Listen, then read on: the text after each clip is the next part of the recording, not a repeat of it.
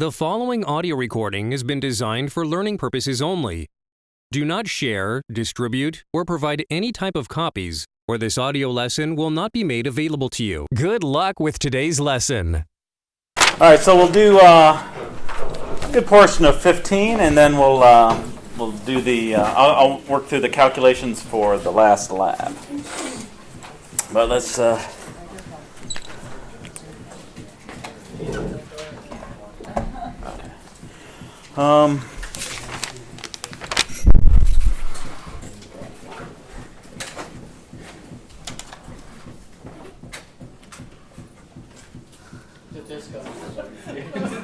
It's like that one movie. Has that been doing that since you got in here?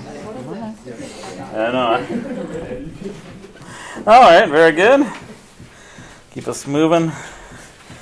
Let's see. All right, so for Bronsted-Lowry,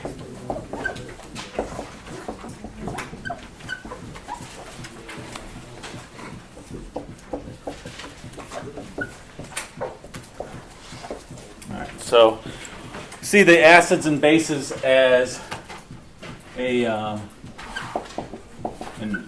equilibrium.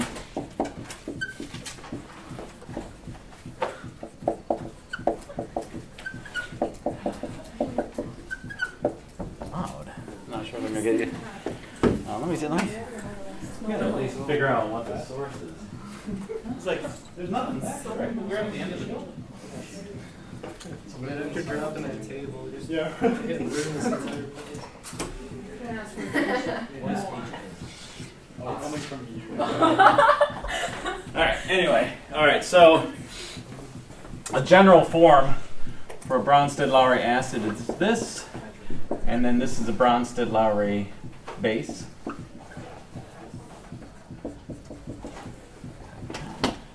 And so this is going to be the conjugate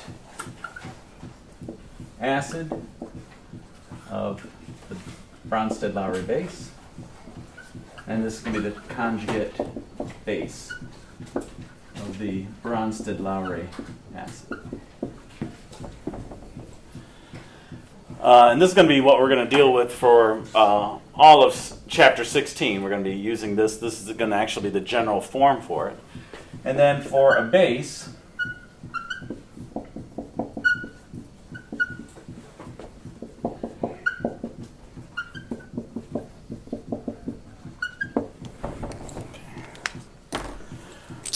so we'd call this a Bronsted-Lowry base.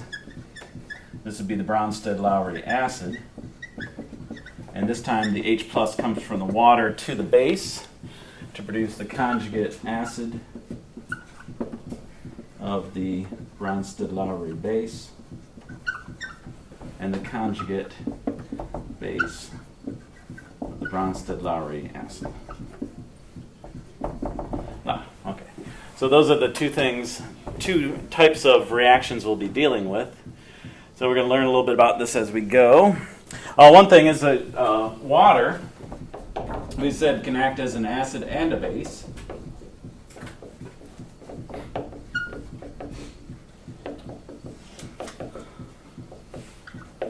And so we see that H plus is transferred over here. So this must act as the acid. And we can just say acid. Let's say this, and this would be the base. So this would be the conjugate base. Oops, conjugate base. And this is the conjugate acid.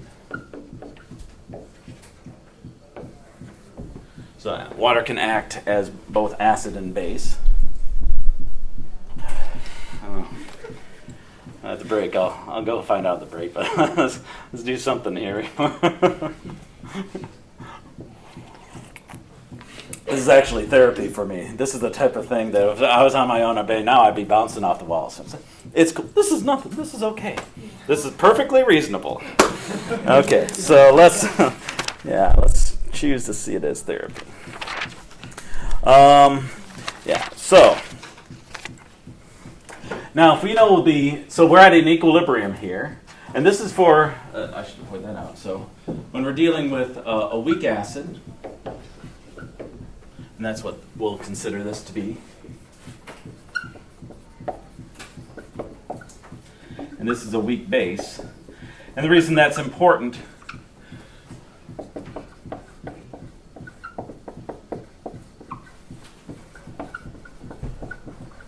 this will have measurable amounts of reactants and products.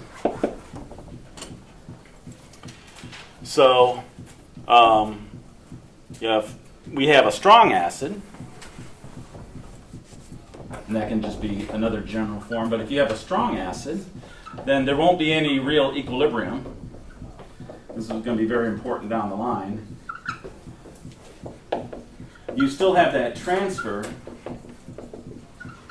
but there's no return arrow. Or what you could say something like this, that you just show a small arrow like that. But a strong acid lies all the way to the right. So we'll have less than 100% dissociation.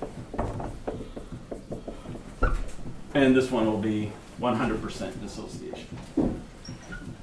So there's no point in talking about there being the return arrow, because we really don't see that going back. And we'll just, strong bases work the same way, but in this, there would just be over here. But we rarely talk about strong bases in the way we talk about strong acids, so we'll just go with that.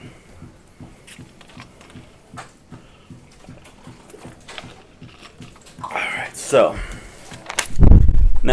right, so now we want to talk about the strengths of these acids, how relative to one another. So I'm going to put up a small amount of this table. It's not the...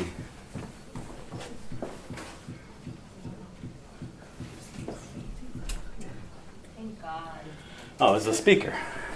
Oh my God. I think I've done that before with this. There's a setting on here, and I tried to shut it off once, and it just goes, but bam! It just like blew up on it. It's like, so I don't normally touch that, but it's like it's worth the.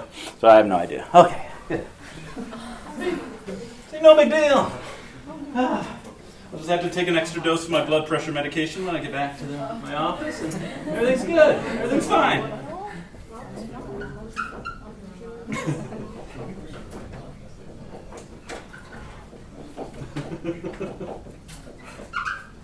That's what I learned as I get older. So don't blow up. Every time you blow up, you just feel stupid afterwards. You know, it's like, because if I would have called up, I would have been yelling at the maintenance people. They come in, they just come up quick. So there you go, everything's fine. So yeah, that didn't make a lot of sense, because I think it's like 2 feet further. It's the outside again. Let me do this. So we need those in here. I'm not going to put every one of them. This is a table from the book. But I want to put enough in here so that you can see.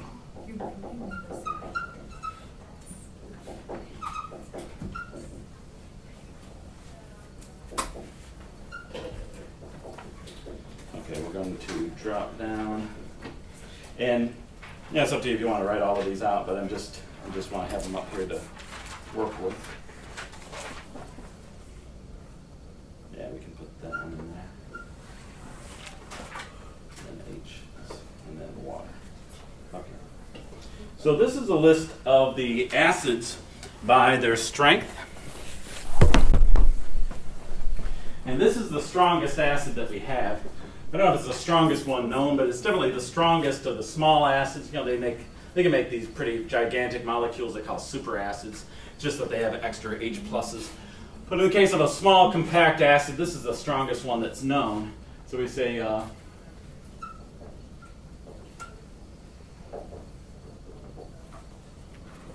and then water is the weakest of the acids. And acid strength increases. Okay, so we said with Bronsted-Lowry that every acid has a conjugate base, so that's what we put over here. And when you do that, we pretty much cover all of the types of bases that we can see. We can see all these conjugates. This is just water. Oops. Water there. And then this is SO2 minus, HSO3 minus, H2PO4 minus, NO2 minus, F minus, ClO minus, BrO.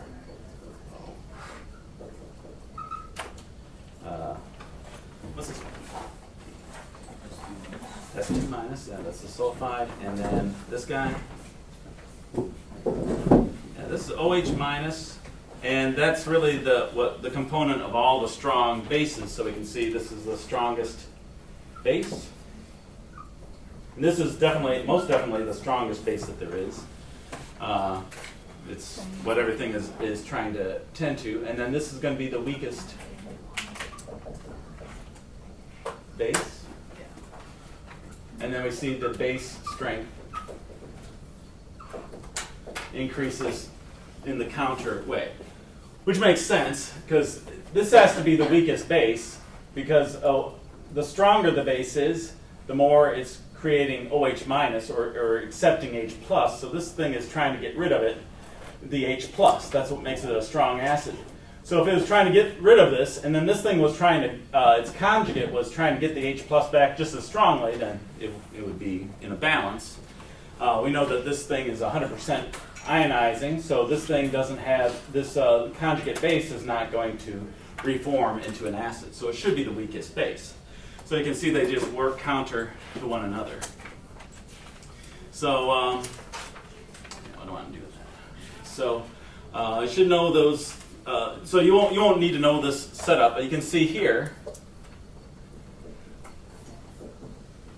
These are the 6 strong acids that we have.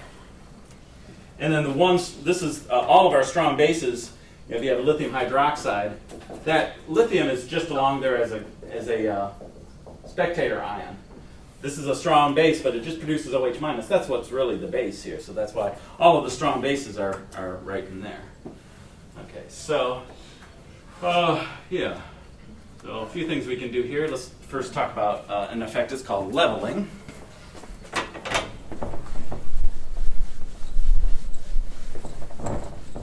So this is a trick question. Sometimes I've seen it given out as on exams. So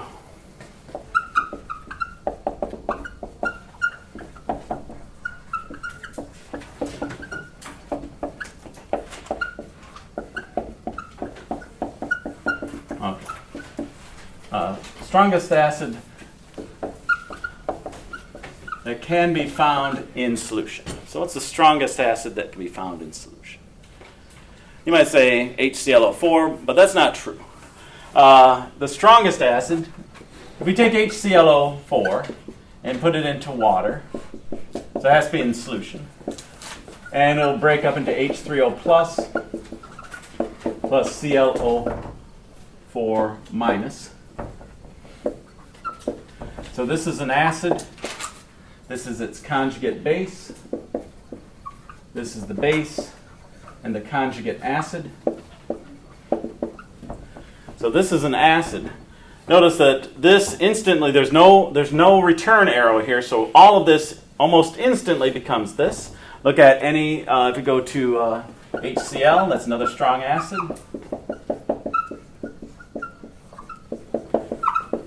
And that gets converted into the hydronium ion. So our acid, this is conjugate acid. Okay, so base. All right, so the answer is the strongest acid that can appear in solution is H3O plus. Anything stronger than that is instantly turned into it. So you can see all of this stuff. We say this is the strongest acid. Yeah, these ones ionize the most, but then they ionize to this. So after you pour any of these into solution, they all change into this. So you can say every strong acid is leveled to, should I put quotes, leveled to H3O plus. So the true answer to that, what's the strongest acid that can be found in solution is H3O plus. So every strong acid does its job. It does it's acidic. It does corrodes. It reacts, whatever. But as soon as it goes into solution, it produces H3O plus. As an aside, for this, I'll do this one here. Well, let me give you that. And then for a weak acid, it does produce H3O plus, but you can see that all the weak acids are found below this one. So this is the strongest one. Every weak acid that we know is found somewhere down here. You have all your strong acids, H3O plus, and then everything else below it. So this is the winner. That's the one that we all go to, but we still say that this thing goes in and it ionizes. This goes in and it ionizes 99.9999%. This goes in and it into solution and ionizes 99.999999%. It's a little bit more, so it is the stronger of the acids. Okay, but if we have an acid like HCN,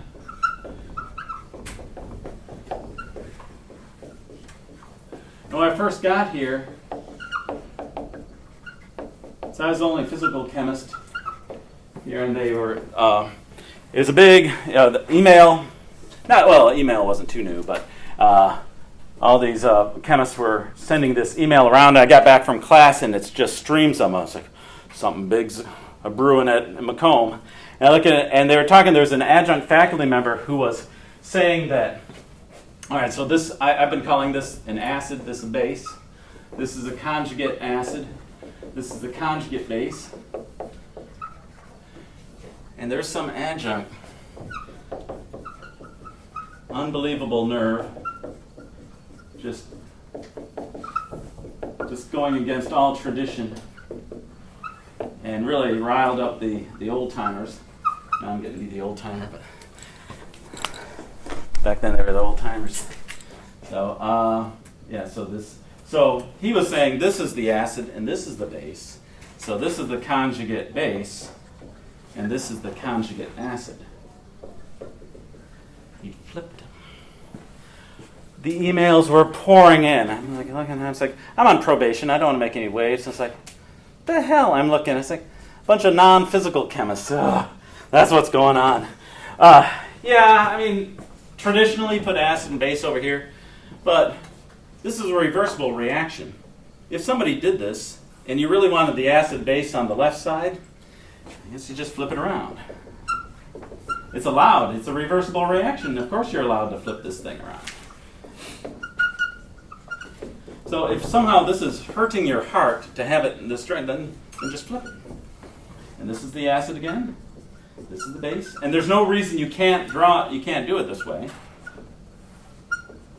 The math will work out. Everything will just be, essentially back or the reciprocal of what you had. So there's nothing wrong with putting acid over here, but it really threw all these chemists into a tizzy. I was, how the hell? Just flip it.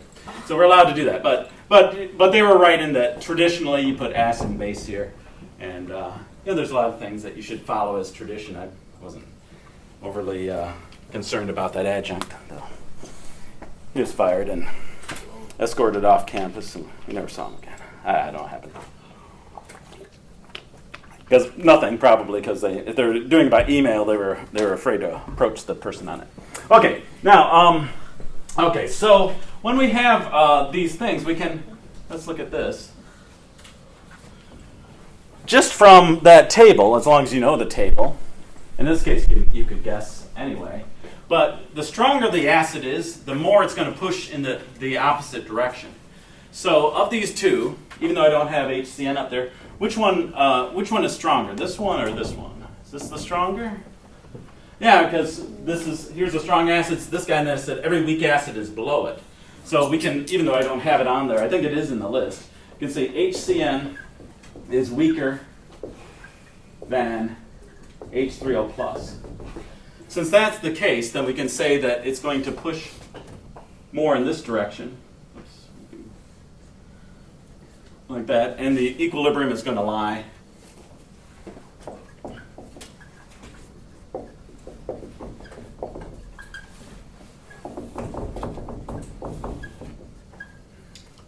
to the left,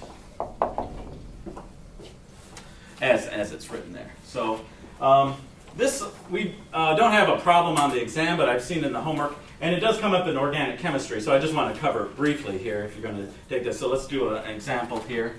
What if you have? Well, I had one in the book here. Let's use that one.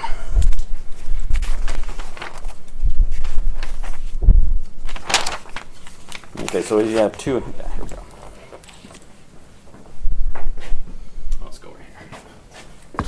Okay, so if you have to contend with two different acids with two different strengths, which side of the reaction, you can't say how far it will go, but you can say that it'll be more. So what this means is more reactants than products. Okay. Let's look at an example here. And it's just that it does come up occasionally. Students who are taking organic chemistry, they come back to me. If you do that, I can help you for about 2 weeks. After that, you're beyond anything that I've covered for about 30 years. But nomenclature, and you'll do a lot of this acid-base work in the first chapter. I just want to hit on it here, so it's not too unfamiliar. Because your book does use it here. So here's a reaction. We have an acid and base. Then you can say this is the conjugate acid, but still an acid. Even though we call it a conjugate, it's still an acid like any other acid. It just happens to be paired with this one. So there's nothing, we're just adding the conjugate on there to let you know that there is a connection between that across the reaction, but it's still an acid. Okay? And then it tells us that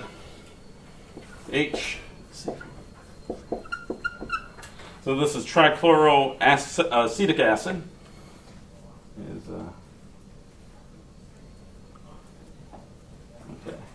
Is stronger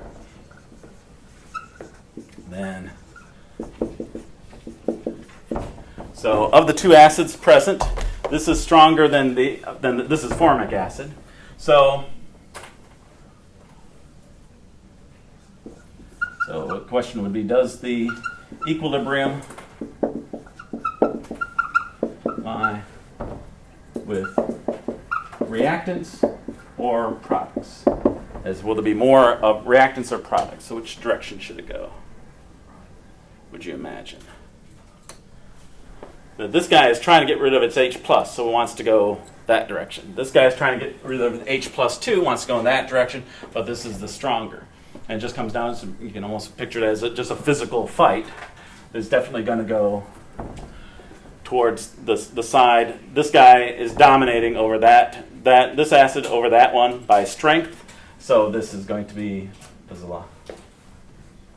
There's going to be more products.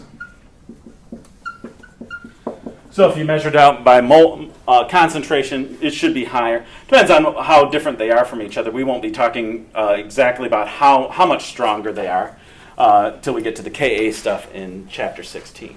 But we can say for sure the reaction lies mostly to the right there. Okay, so that's just an aside. When you see that, if you're taking organic chemistry, you're going to see something along that line. Because those equilibrium are really important for the reactions that they do. Oops. Okay. So we got everything there, I think. Amphiprotic, we did Lewis acid. We won't worry about those for a while. Okay.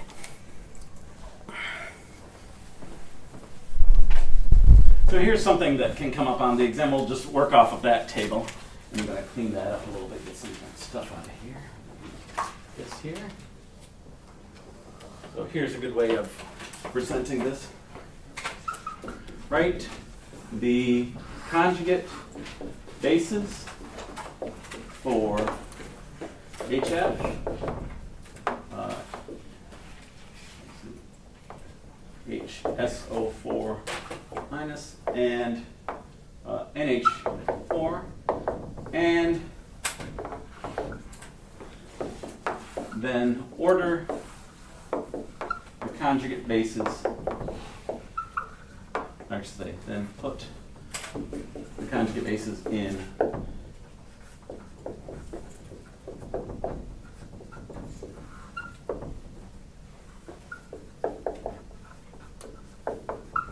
so write the conjugate bases for HF, HSO4 minus, and NH4 plus, and then put the conjugate bases in decreasing order of strength.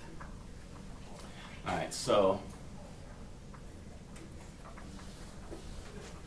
I only have to give you that side for you to solve the problem. You don't need to see this stuff. So first thing is we have minus SO4 2 minus, and then NH3. But if I only gave you the one side, well, I would have to give you one of these. I couldn't. If when you saw those three up there, I wouldn't be able to tell. I'd probably say HSO4 minus was the strongest, but between HF and NH4 plus, I would be unsure.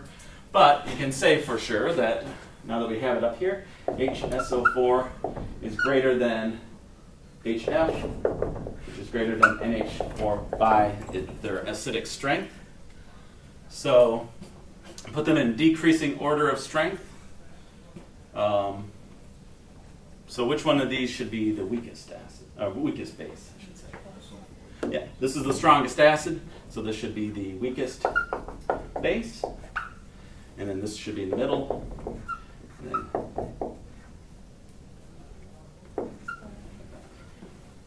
so it's the weakest acid of the bunch, so it should have the strongest base, then HF, and then that. So just from the one side of the table, you should be able to first figure out what the conjugates are, and then since you know the order of the acids, you should know the order of the bases.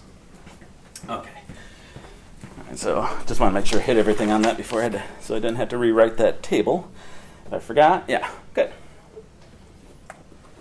Wait, so we need to memorize the order of this? No, if I wanted you to do that, I'd have it on there. Usually when I do this, I just put a small set of them in the problem itself. Yeah.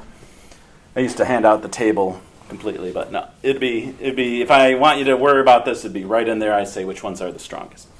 Okay. So, but you should know about that table. So, but if you don't have the table, you should still be able to, depending on the acid you're dealing with, you should be able to tell from 5 tests. So I'm going to write all 5 tests up here. And you should be able to put the list of acids that I give it in order, and then you should be able to combine the tests too. So we'll do that at the end. Okay, so the first one I believe is by group. Let's do this out in that order. Yeah. Okay, so we have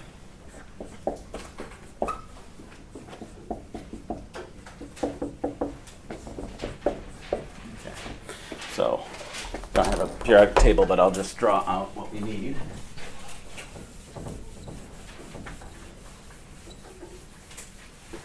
I'll put it over here.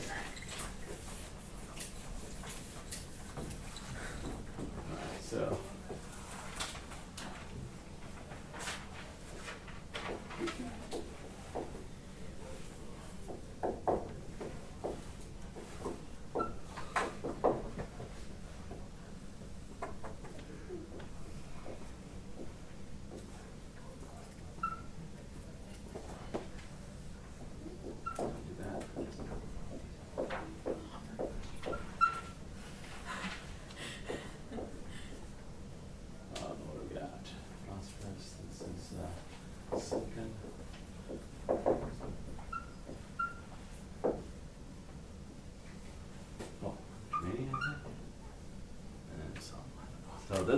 this will do.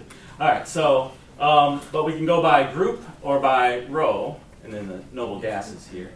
I think that's more or less the deal. All right, so if we're looking at acids that have as their central atom in a group, so that'd be like these here, the rule is, so this is the rule number 1, so as the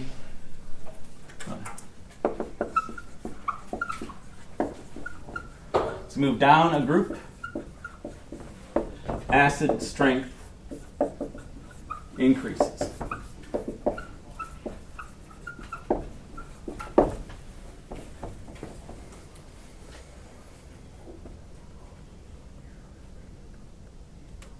No, I'm never going to get it. I think it's just an empty. There's nothing there. I don't think there's any element there. Okay, as you move down a group. So, all right, so the acid strength increases. So of those, which is the strongest acid? Yeah, HI. So, and then the weakest is HF. Now, the thing about these trends is that they don't jump around. As you're moving down a group to get stronger, they don't go whoop, back and forth. So, of these here, which one is the weakest acid just by, or say, which one is the only one that's not considered a strong acid? We have HF. If you look at there's 6 strong acids that you need to know. Since this is the weak acid, then it has to go in this direction, right? So even if you forget, as you move down the group, they get stronger. Since this is the only one, these are 3 strong acids by definition, and we call them that, and then this is weak, so it must go in that direction. But if you had something else, or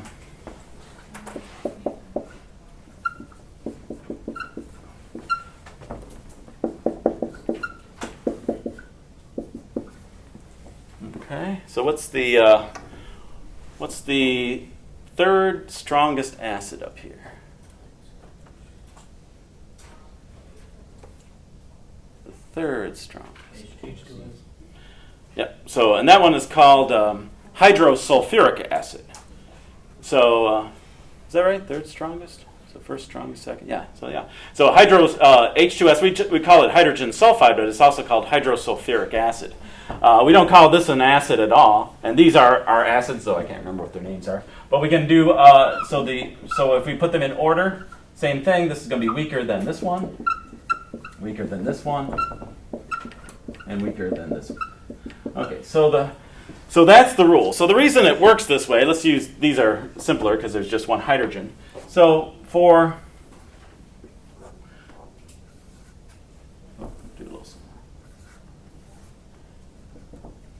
that's not even right. Yeah. And these are not that different. So hydrogen and fluorine, they're pretty similar in size. And then for HCl, it's larger. And then for HBr, larger still. And then we get to HI, you're talking about a really gigantic difference. Maybe not that much, but certainly there is a difference. And if you look at the internuclear distance, that's the bond length. And this hydrogen here is just held on, and it wants to jump away. It's just this plus charge at a distance from this nucleus that's trying to hold it there. So the longer, or let's say the longer the bond, the weaker the bond, the stronger the acid. So that's important. The bond is weak, but the acid is strong. That's the whole point. That's why an acid is strong, because that bond can break. So the bond must be weak. So the larger it is, this hydrogen here on iodine, this iodine barely knows that it's there, compared to this where these are the same size. That internuclear distance is so short that it has a really strong pull. Here it's so long that it's a very weak bond, and this hydrogen can much more easily leave. Same thing for here, but now you have 2 that you're dealing with. So the longer the bond, the weaker it is, and the stronger the acid. So that's why as we move down a group, the acid strength increases. Okay, so that's moving down a group. 2.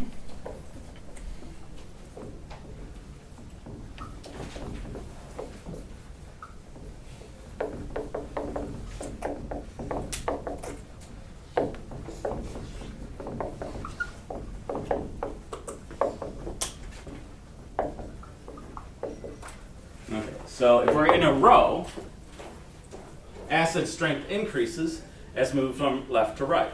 So if you're given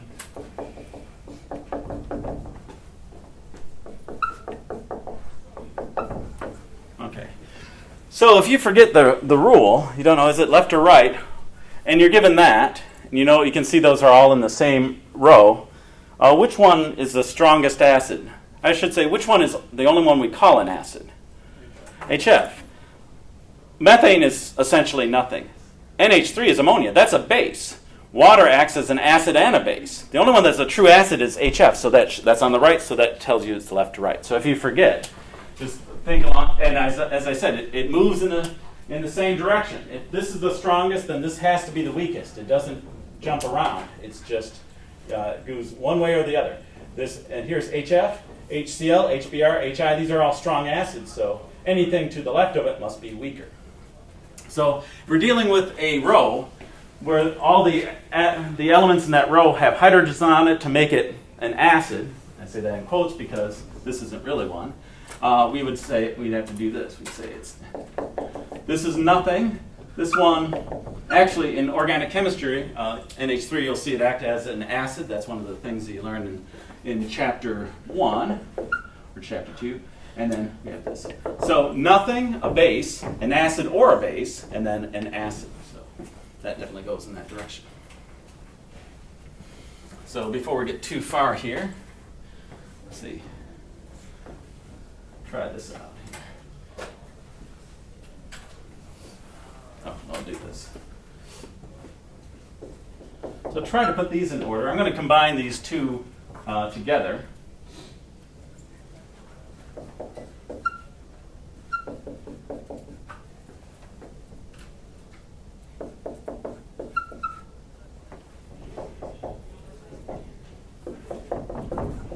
Okay.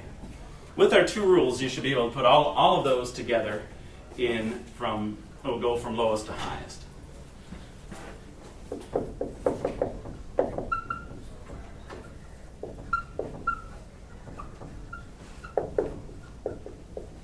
And I'll try to remember for one of them to, I'm trying to show you from lowest to highest here, but I could also put it in decreasing acidity. Okay. So of those, which must be the strongest acid? HI, yeah. So you want to see, since we're done with this, I'll just circle the central atoms. If I did this right. So as we move left to right, it increases in strength. As we move down, it increases. So you can see, as we move like this, it's a steadily increasing acid strength. So it's a combination of across and down. So across a row, down a group. If I gave you these four, you can't say. It's possible that they're out of step. But here, this has to be. So what we have is, this one is called silane. It is weaker than phosphine. Weaker than H2S, so hydrogen sulfide, which is weaker than this one, H2SE. I'm sure it has an acid name, but I don't know it. And then we have that. So just with those two rules, we can put them all in order. And that's what I'm going to do on the exam. To save some space, I'm going to combine these rules together. So that's one way I can do it. So those are the first two rules.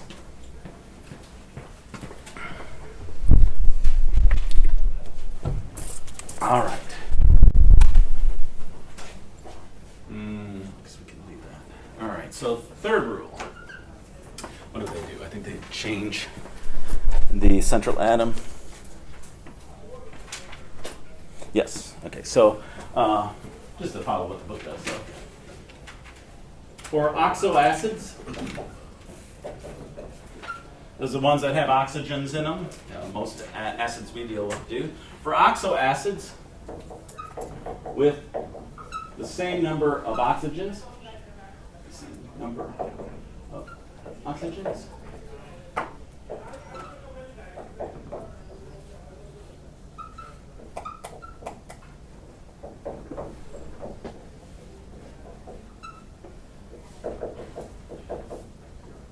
It's going to take a long time to spell this out, but the rule's pretty simple. But rule of electronegativity.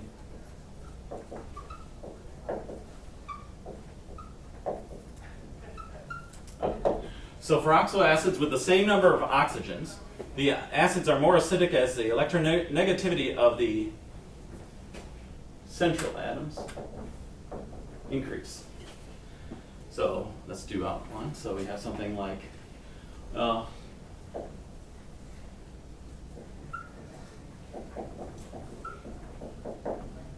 fluorine doesn't really form these oxoacids, so we'll just go with these here. Okay, now let me just write out the periodic table as just a silhouette here. Okay, as we move this way and this way, what happens to the electronegativity? Does it increase or decrease? Increase. Remember, fluorine is the most electronegative, so if you know that one, then you know which direction the electronegativity increases. Because this is the highest up and the furthest to the right. So as you move up and to the right, the electronegativity increases. Electronegativity is the pull on the electrons in a bond. So the more the central atom pulls on those electrons, the more the hydrogen loses it. when the hydrogen loses its electron density around it, it jumps off easier. So it's a weaker bond, so it's a stronger acid.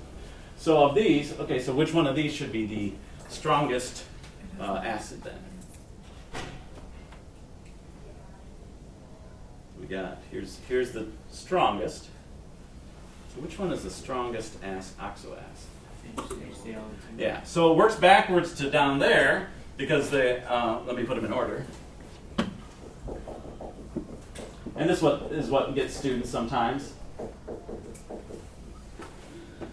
Because the iodine here is the weakest now. Over there was the strongest. But that's because for here it's just H stuck to an iodine. Here, let me just write out what it actually looks like.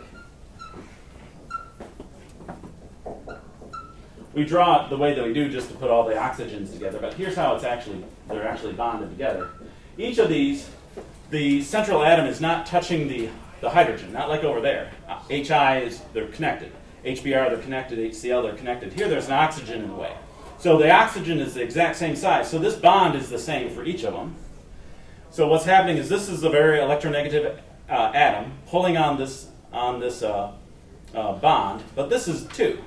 But here, it's oxygen and bromine, which is more electronegative. It's pulling more, so weakening the bond. And here, this is the highest electronegativity, so it's these 2, plus this one also, but they're pulling away from this, so this is the weakest bond, strongest acid. So let's do it one in here. We have, we really can't, can we? This is about it for the oxo. No, wait, we actually do have that. So something like this.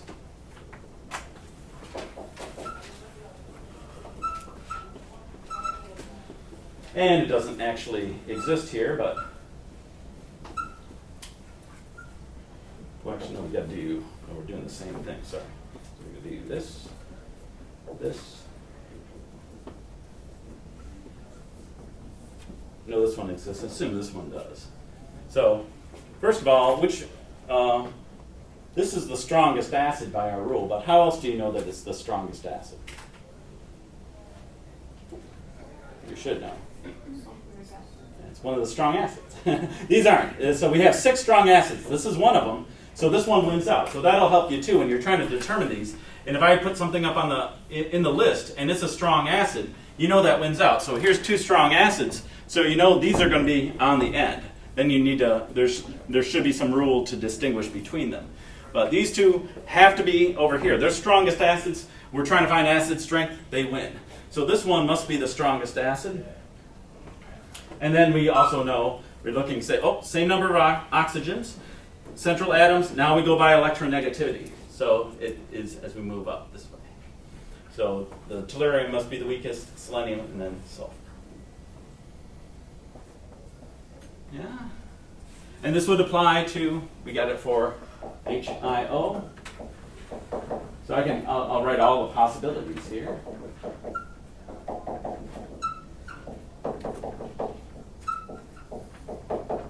For the halogens, anyway.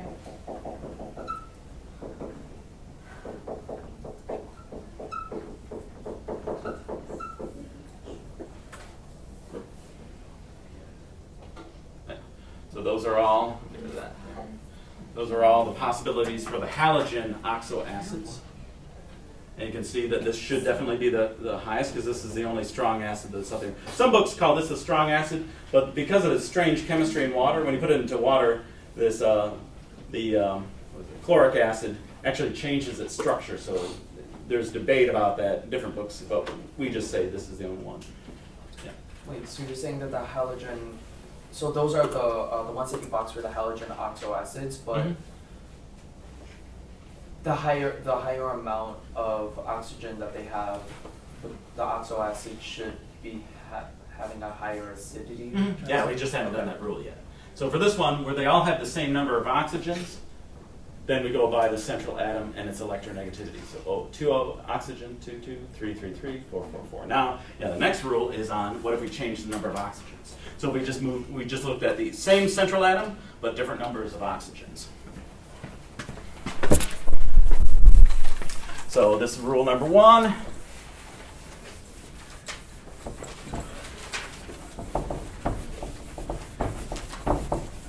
Okay. So rule 4 oxoacids. So any acid with oxygen in it is an oxoacid.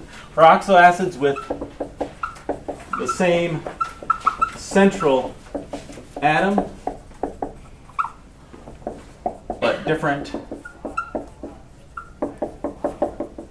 numbers of oxygens.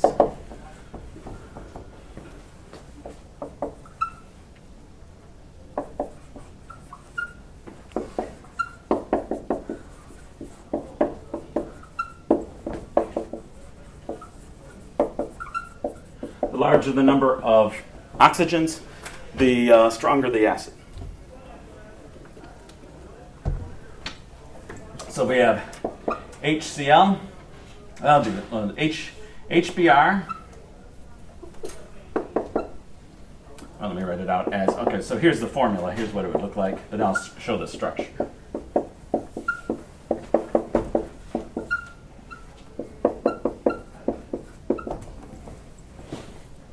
So the structure looks like this.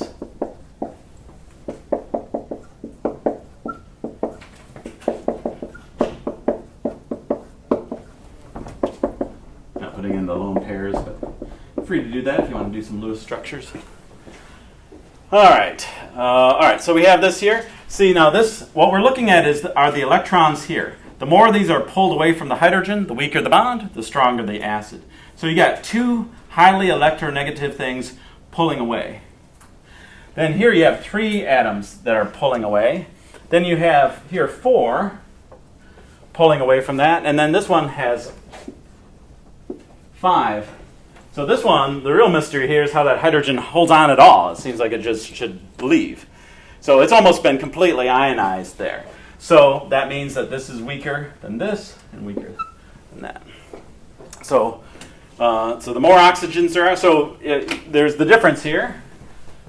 Here, different central atoms, same number of oxygens. Here, same central atom, but different numbers of oxygens. All right, so we can do something like this.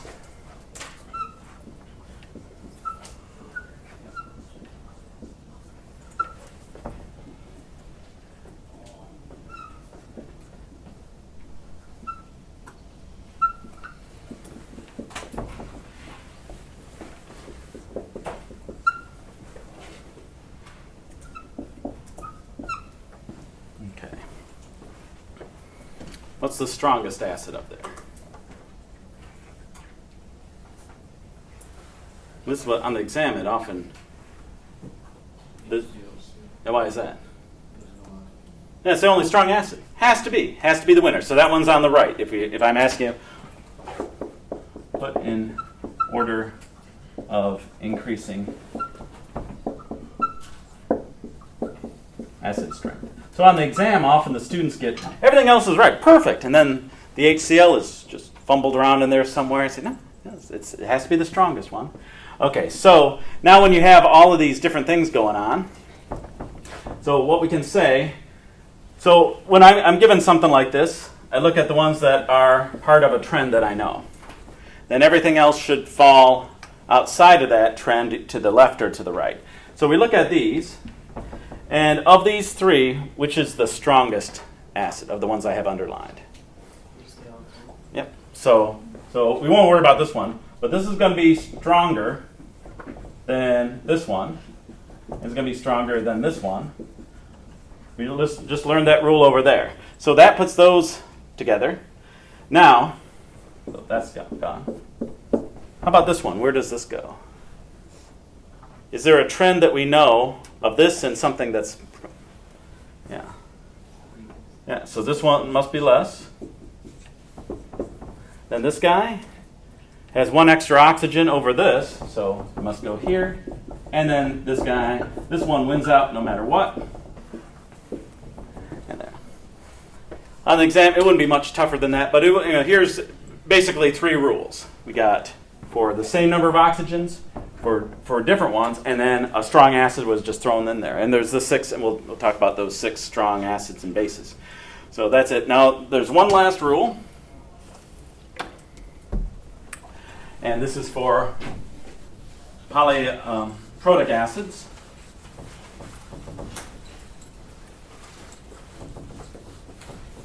So 5.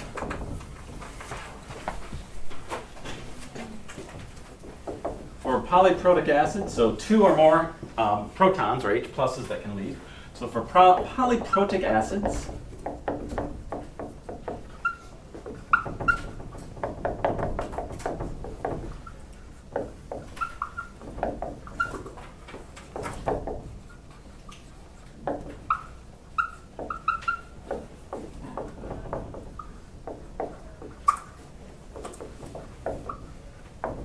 we're assuming it has the same central atom, but the more oxygen, more H pluses it has, the stronger it is.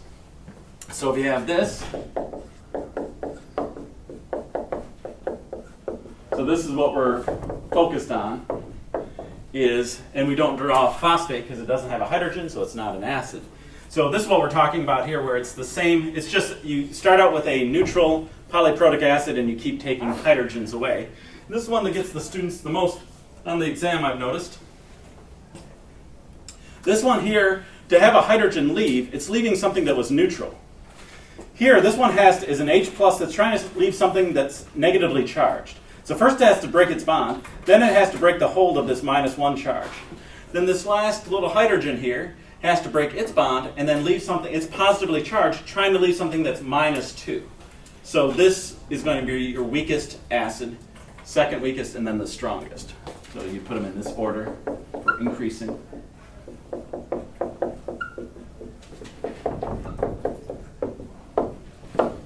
Yeah, I don't want to jinx things, but on the exam, this is one.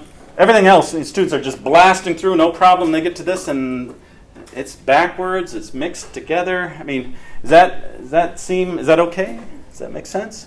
So it would make sense that the neutral acid would have so many H pluses that it would be able to lose one without too much trouble. But once you've lost one H plus, then it becomes negatively charged. Now you're not just talking about a bond, actual chemical bond. You're talking about like an ionic force that it's trying to leave.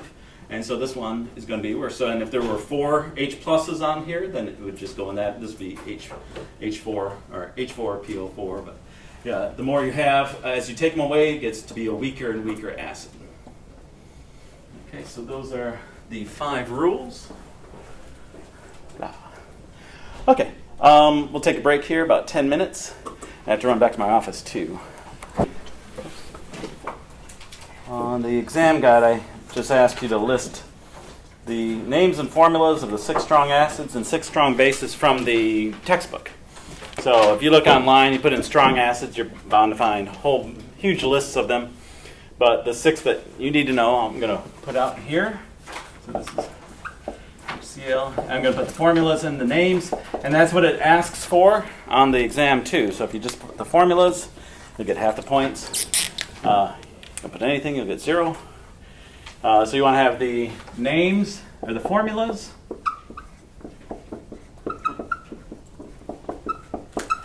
And these 6. These are from the textbook, and certainly there are other ones that you could imagine.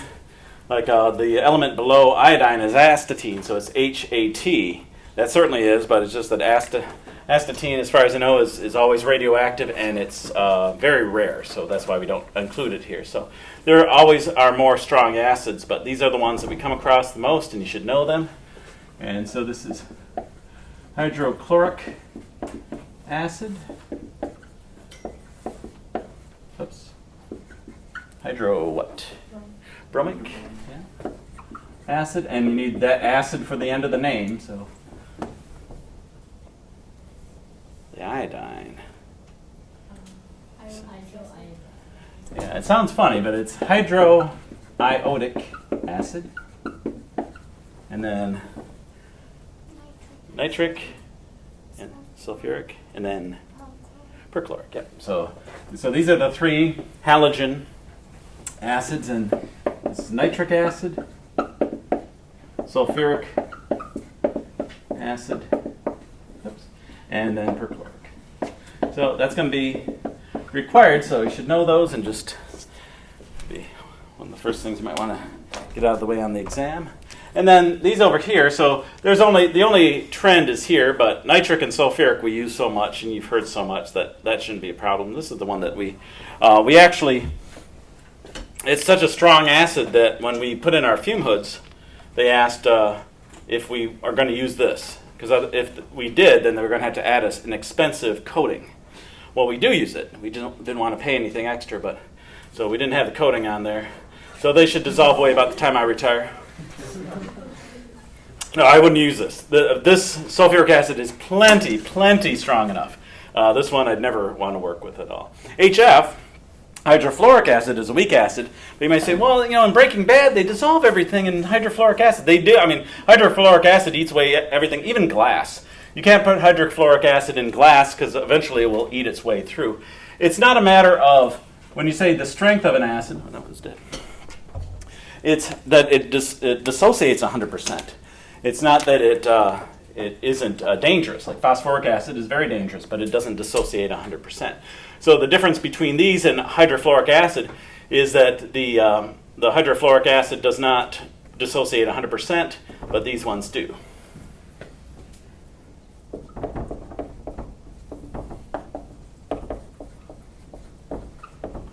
And we're assuming water, same thing here. So anything that is weak dissociates less than 100%. And hydrofluoric acid is one of those, but it certainly is extremely dangerous. Okay, so and then over here we have lithium hydroxide, sodium hydroxide, potassium hydroxide, all from group 1A, and then calcium hydroxide, strontium hydroxide, and barium hydroxide from group 2A, and those are the 6. Magnesium hydroxide is up here. We know that, you might have noticed this with some of these things that we deal with as you move down the group. Generally, they get more reactive. Magnesium hydroxide is a base, but it's not a strong base. It doesn't dissociate 100%. Okay, so we have lithium.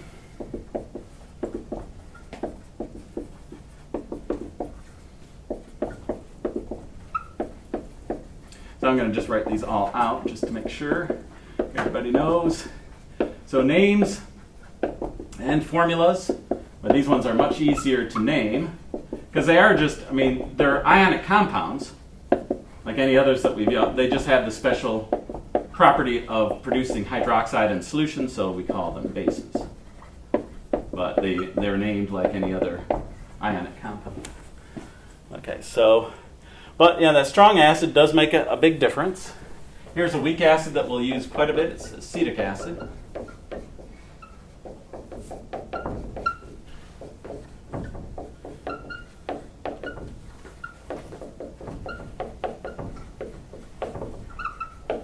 And this dissociates, this is going to be about 4%, and then this is going, let me put it here, 4%, and then this is going to be about 96%.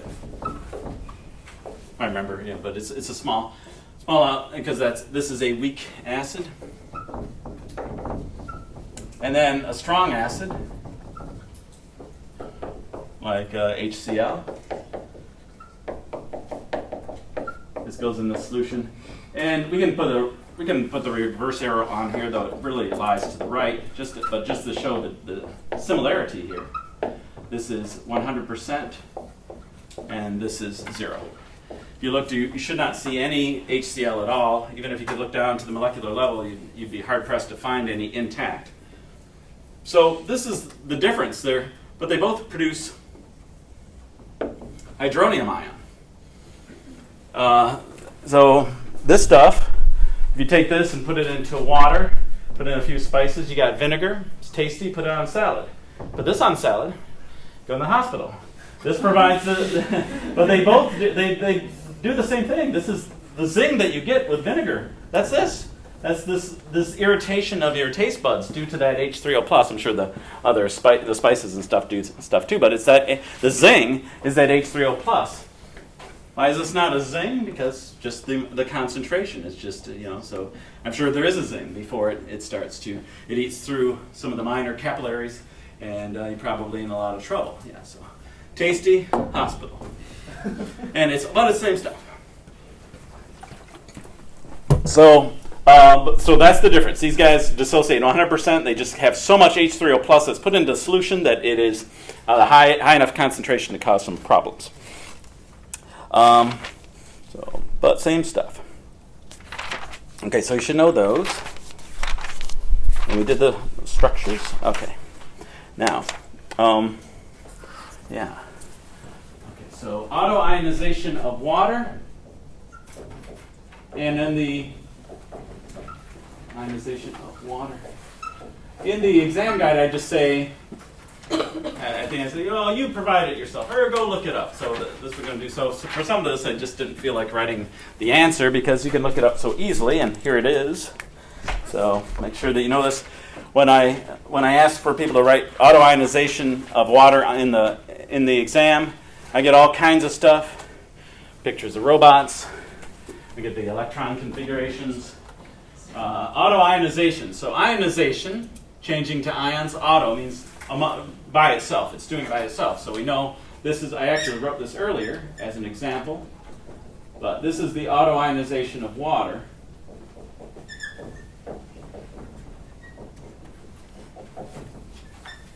One of the waters gives an H plus to the other. Both are, they can act as an acid or a base, so two come together, and one just, for whatever reason, decides to give up the H plus while the other accepts it, and we get this. So this is the equation for the autoionization of water. So you need to have the two waters here, H3O plus, so this is our hydronium ion, and this is our hydroxide ion, and this is what makes water, one of the many things that makes water special. It produces, just on its own, it produces the strongest acid and the strongest base, but just in small amounts. And because of that, it can handle any acid or base that comes in. It dissolves them and it works with them. So all the acids and bases that we use in water are effective because of the water being able to work with it, to dissolve it and allow the transfer of H plus and OH minus. Okay, so we go from there. Yeah. Okay, so for this one, we have Kc would be the concentration of H3O plus times the concentration of OH minus over what?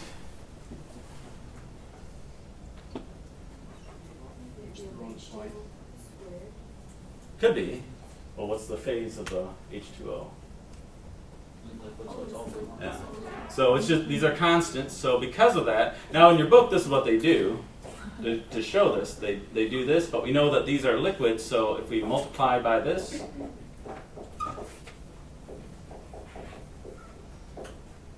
these are gone, and then they just wrap this up into what we call Kw. So Kw is just Kc, Kw,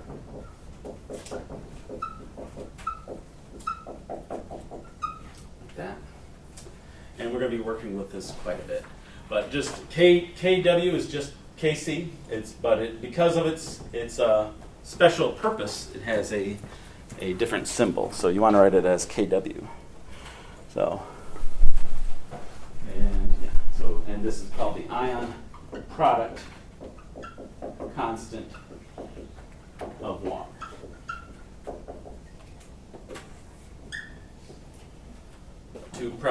Two ions that were multiplying together, so ion products, so Kw. And I'll write it down here. So Kw is equal to 1.00 times 10 to the minus 14 at 25 degrees Celsius. You took Stoker. Stoker is really a stickler on this. Stoker actually puts this at 24 degrees Celsius because 25, this is actually slightly larger, but we're not going to worry about it. We'll say at 25 degrees Celsius, it's this. Okay, so let me, let's get a little messy there. Let's go over here. So we can work with this, and you want to get used to it because we're going to be using it throughout this chapter and the next. This chapter is really just prep for the next. Let me write the autoionization of water again.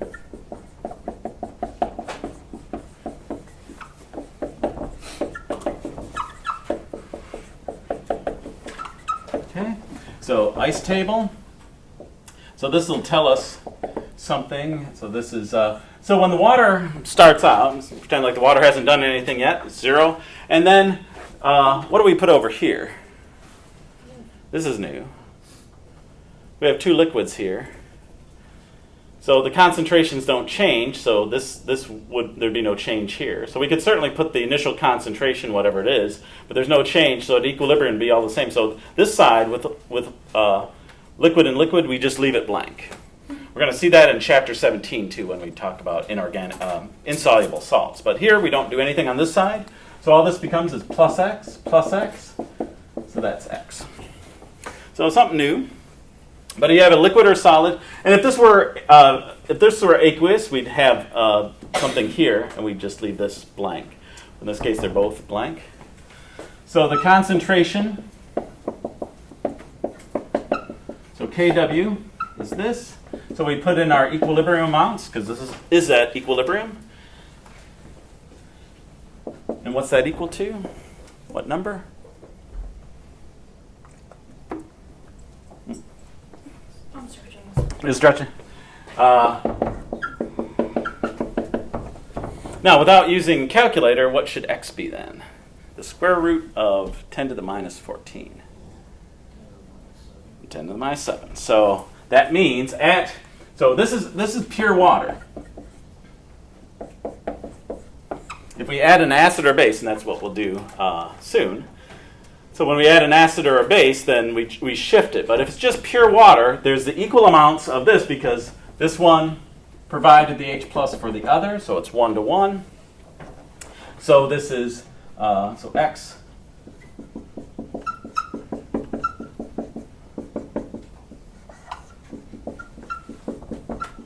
and that's why we like to use this number. It's very simple. So that means that the concentration of H3O plus is equal to the concentration of OH minus, which is equal to 1.00 times 10 to the minus 7 molar. So very small, but it does exist. It's a really small concentration, but in any pure water, if there's nothing else in it, that's what we have. H3O plus, the hydronium ion concentration is equal to the hydroxide ion concentration, which is 10 to the minus 7. Okay,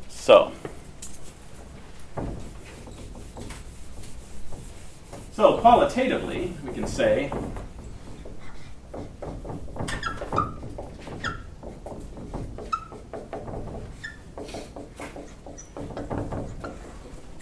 we would say that what this is representing is neutral. There's as far as acidity, it's not acidic, it's not basic, it's neutral. This is providing the acidity, this is providing the basicity, and they're canceling each other. But if H3O plus is greater than OH minus, then what does that mean? Acidic or basic then? Yeah, acidic, because you have the H3O plus is the acid. That's what's providing the acidity. So if this is greater by any amount, then this is going to be acidic. And then if we have the other way, if the base is greater, the OH minus is greater than the H3O plus, then it's basic. And what we can say then, further, there's so many ways of stating this. We can also say that, I'm going to move this over. So if H3O plus is greater than 1.00 times 10 to the minus 7 molar, and OH minus is less than 10 to the minus 7 molar, so that's acidic. So you could either deal with H3O plus or OH minus, and here H3O plus is less than 1.00, and OH minus will then be greater than 1.00 times 10 to the minus 7 molar.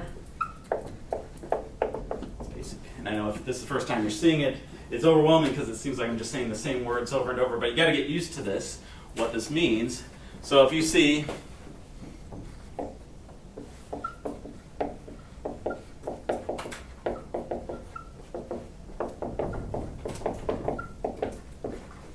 now, here's the thing is that no matter, this is pure water, but this applies to any solution. So if you add an acid, then this goes up, and then this concentration must drop, because together they must equal this, always, no matter what's in the solution. If you add in a base, then this one's going to go up, this one has to drop, so their product equals this. So this is a nice thing to have, because if we know this, we know what OH minus is. If we know OH minus, we know H3O plus. So the solution is H3O plus is equal to 10 to the minus 9 molar. Is that acidic, basic, or neutral? Yeah, this is less than 10 to the minus 7, so this must be basic.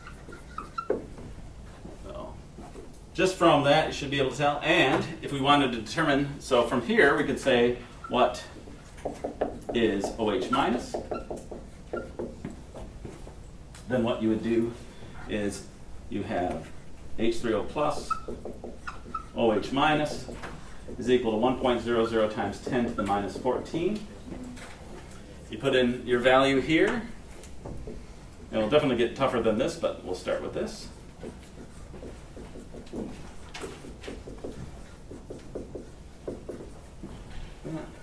And then divide by. And so if we know the H3O plus, we definitely know the concentration of OH minus. And so this is going to be 1.00 times 10 to the minus 5 molar. So if we know one of them, we know the other. Guaranteed, because the that Kw is a constant, and that's true for any solution, whether it's pure water or an acidic or basic solution, or any neutral solution. Okay, so how do we use this? So the first thing is dealing with a strong acid or strong base. Yeah, so we'll do that, and then we'll save the pH and all that stuff, because that takes, it's going to take too long. So we'll just do the strong acid and strong base, get you used to this, and then on Monday we'll finish up the pH stuff, and then we'll just do a review through the rest of it. Yeah? How is that basic, since like up on the top you say if H3O plus is greater than 1.00 times 10 to the negative 7? Is that greater than it? Remember that negative there? Yeah, it shifted it too, and that's why I put that one up there purposely for that.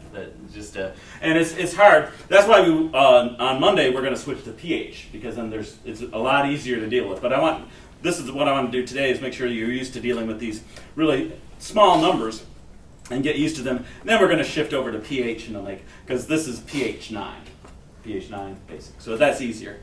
And what I do, and I'll say it probably several times, I'm old. But on Monday, I switch everything to pH. Anytime I have to compare anything, I always change it to pH. So in my mind, when I was doing this to verify, I say, pH not yet basic. So, but let's work with it as is. Okay, so if you have a solution of a strong acid or a strong base, you should be able to tell what the H3O plus is and what the OH minus concentrations are. And that's the last thing we'll do. And then I'll go through the calculations for the lab. Okay. So let's do a couple of them here. H3O plus and OH minus for a solution.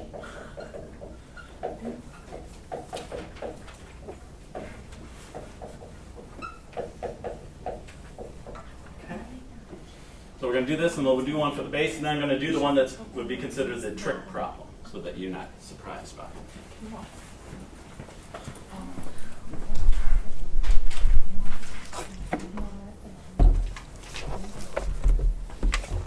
Thought I had it here. Gotta put my coat on to find my calculator. Okay. All right. All righty. So you have H. Now you don't have to do this for each time. You should be able to look at this, find this number, and solve it. But let me just show you why it works this way. Remember this. There's no real return error here for a strong acid. It goes to completion. Oops. But I'll do an ice table here just to show you. But after that, you won't need the ice table. So what happens here? It says we're at 0.25 molar. Okay. Now, technically, there's 10 to the minus 7 here. So if you wanted to carry out the 10 to the minus 7, what you would find, well, let's do it this way first. How much of this gets used up? All of it. Yeah, remember for a strong acid, it gets used up. When it doesn't, we have to put a minus x here and a plus x and plus x, and then the math gets really, really complex. That's what chapter 16 is all about. But here, we know we're going to use all of this. We're going to gain here. We're going to gain the same amount over the chloride, but the chloride doesn't do anything for us. It's just there. We don't worry about it. So this is 0.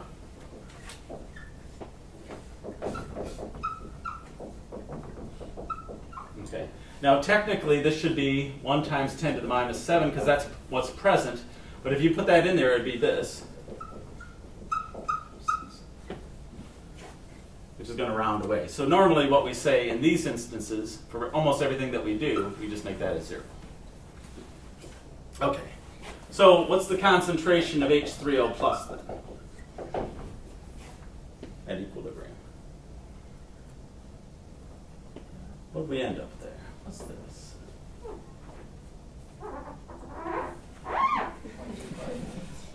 Yeah, and that's what this is.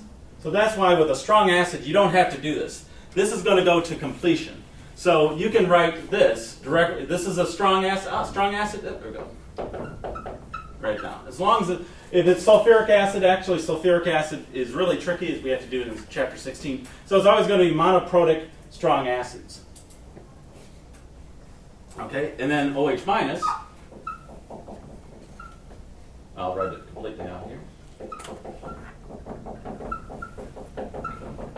Like that. So OH minus is just going to be 1.00 times 10 to the minus 14 divided by H3O plus. And then 0.25. So you can see, and there's no units of measure for this kW, so we can just leave that off. Just make sure they're in moles per liter, which they always are, 4.25. And this is going to be 4.00 times 10 to the minus 14.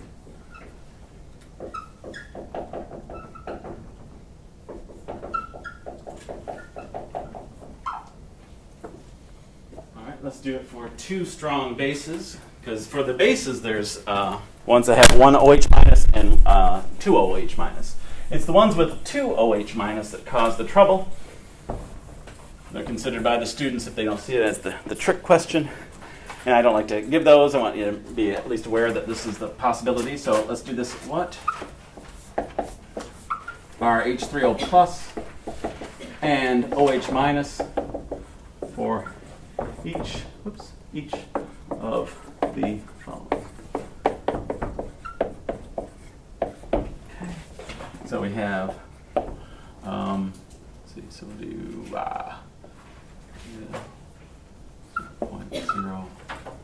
0.04 molar KOH.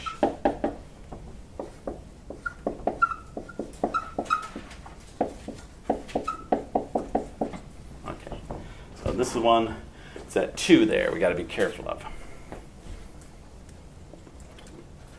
Okay, so I'm going to write out, again, what happens is that the KOH, and this one we don't have to attach it to water. It's OH minus is fine on its own, so we just write it like this.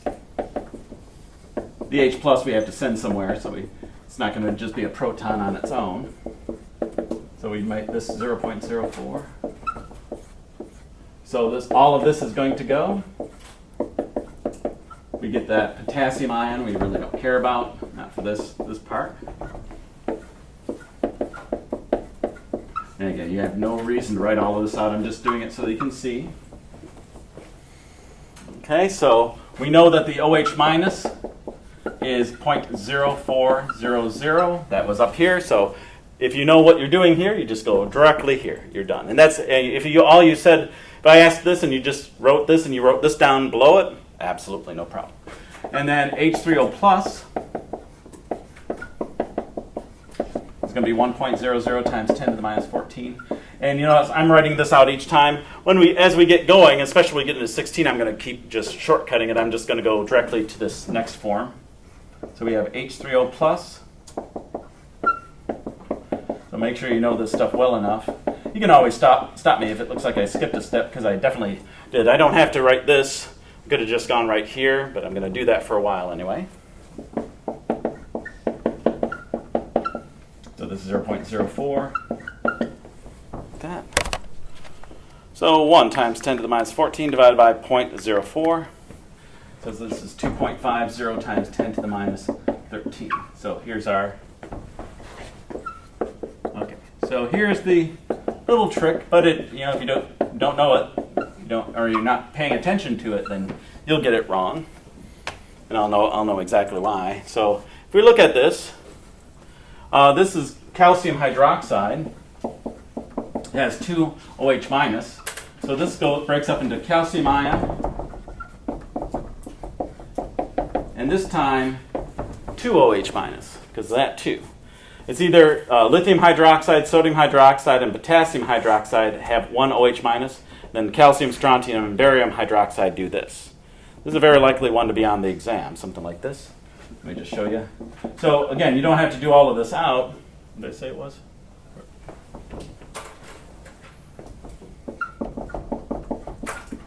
There. All of this goes because it's a strong base. It dissociates 100%. So plus 0.04. And then what's this? 2 times. That's it. And you're like, well, so big deal, Dr. CC. Well, if I didn't mention it on the exam, there'd be quite a few that get it wrong because it's happened before. I try to avoid that. So because of that too, you're used to it. Just for the acids, I don't use sulfuric acid because even though it's diprotic, that second hydrogen is not given up. The first one is completely, not the second one. But this one, this works out where all of the OH minus is missing. Or ionized, I should say. So this is 0.0. So the same concentration is going to give you double the OH minus.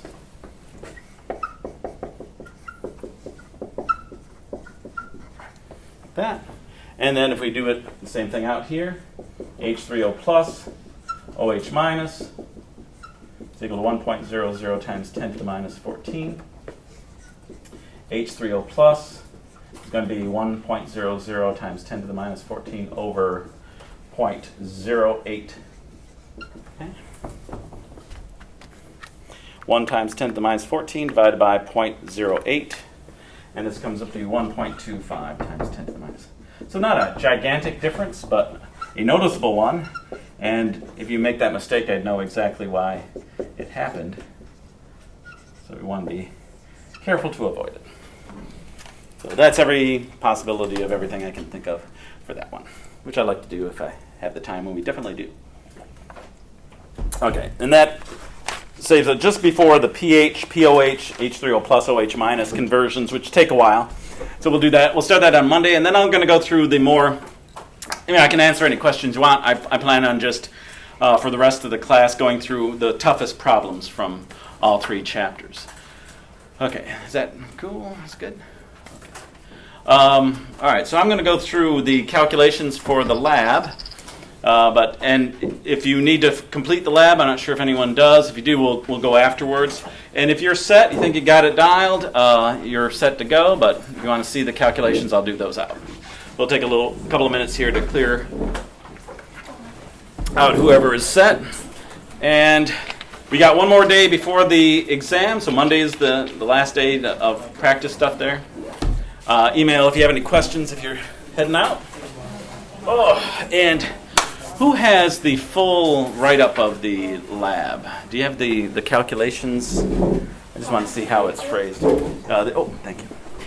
Yeah, I just need I want to use the same terminology I used in the lab here. I know how to do it. Yeah. Okay. And if I recall,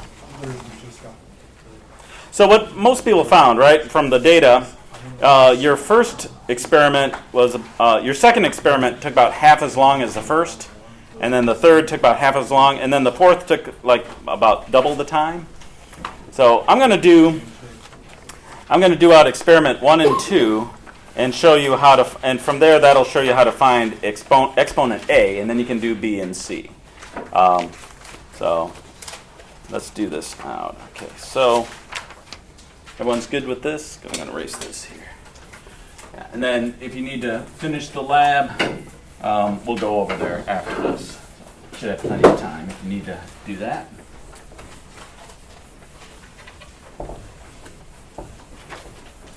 All right. We'll work it through. And I do this thing, not just be a nice guy, but I also want to make sure that you're not just fumbling around and kind of knowing what's going on. I want you to see why we did this. I want you to see all the chemistry behind it. So, and it's just an initial rates method problem. You're the ones that got the data. So we got the exam coming up, so you need to know how to do the initial rates. So let me put on the board here, table 1, and then I'll put up my own fake data table, that's basically things that I was seeing from students, so just so I can work with it here. So we got experiment, we have the distilled water, so acetone, HCl, iodine. So experiment 1, experiment 2, experiment 3, experiment 4, and we have 6 mil. And you can see what we did here. For the first experiment, you want everything to have 15 mils. If you do that, and you can prove this to yourself with the dilution equation.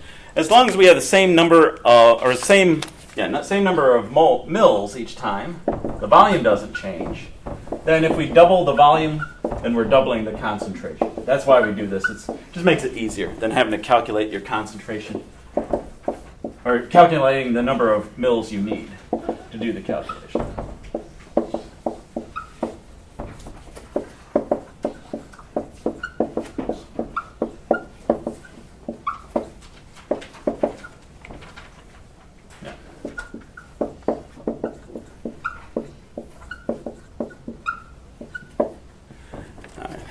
Back as soon as I get all this data in here. So you can see everything's 15 mils. This is just, the water's just in there to keep us at 15 mils. So these are all 3. Then we double, double, double. By doubling the volume, but keeping the total volume at 15, then doubling the volume doubles the concentration. That's why we did that. Okay, so I'm going to I'll put this over here, experiment 1.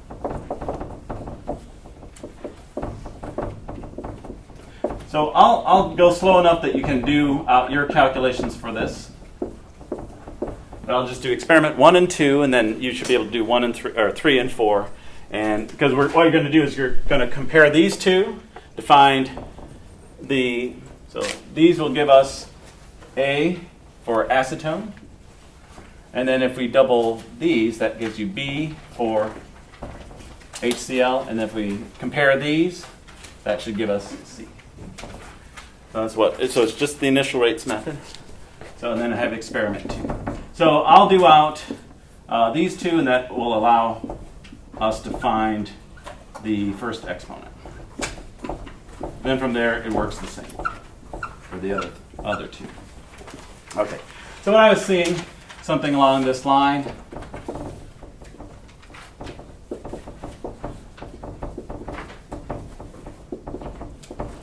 this, and then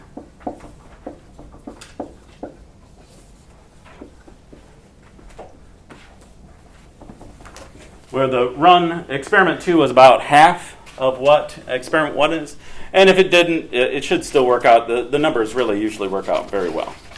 Okay. Now, but before let me get the calculations. We'll fill in the calculations table. We need to know the initial concentrations of everything because that's going to have to go into the rate law at the end. So for the calculations, we're going to have the initial concentrations of everything. And again, I'll just do it for experiment 1 and 2, and you should be able to, actually, once you see the pattern, you'll be able to fill in the whole thing. Initial concentrations, this is experiment 1 and experiment 2. You have to do all of them, but there is definitely a pattern here. I'll point it out. And the lab supervisor used 2 molar and 0.02 molar rather than 2.2. We had that, we were changing it around. So I'm just going to use 2 molar, but you can use 2.2. But what we actually used in lab was, I noticed that at the end. So we used 2 molar acetone, we used 2 molar HCl, and 0.2 molar iodine. And that'll make it a little nicer. But if you want to use the what's in this lab, you can, or if you've already done it, you're fine. It's not going to change things very much. Because we're really just trying to find A, B, and C. Okay. Now, so we're after these, and there's a little 0 there. That means initial. That always means initial. Okay. And then we put the rest of the table here. So we'll fill this up as we go.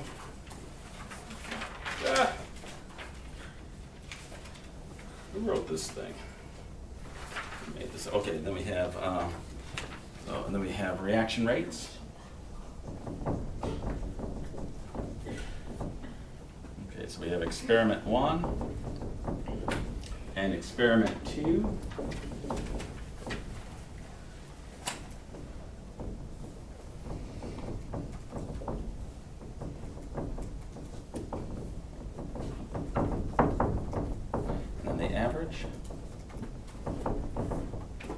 So what we're going to find here are the rates. So that's going to be molars per second, or concentration per second.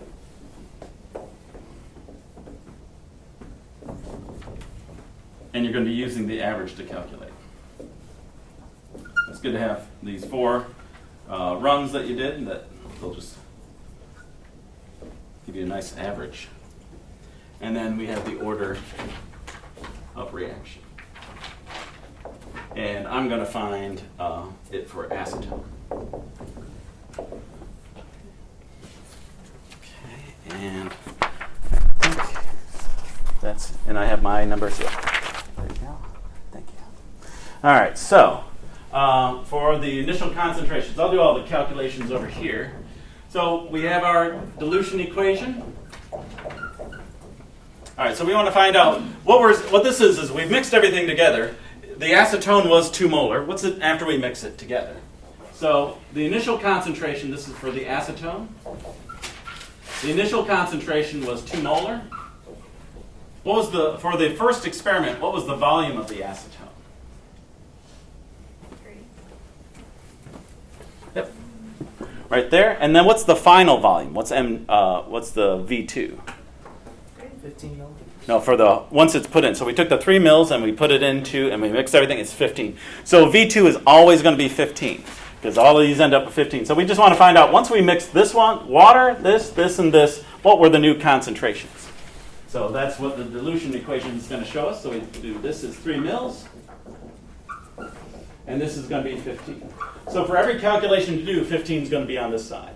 So once you see, so there's only 2 numbers we're working with here. 3 and 6. So for acetone, that's going to be the only 2 possibilities.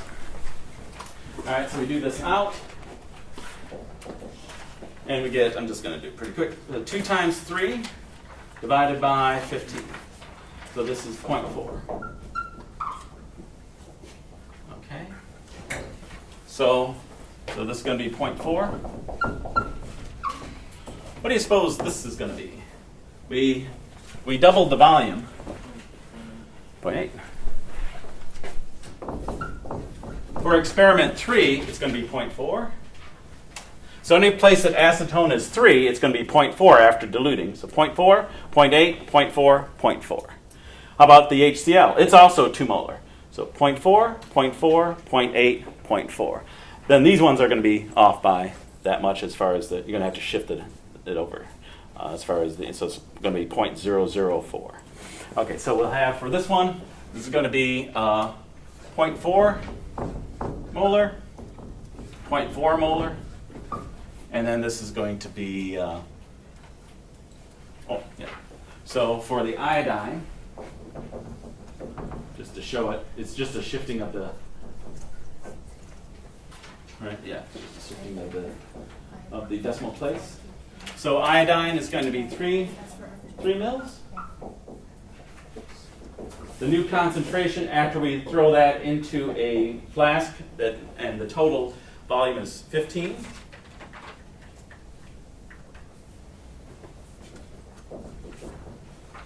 It's going to be 0.04 molar.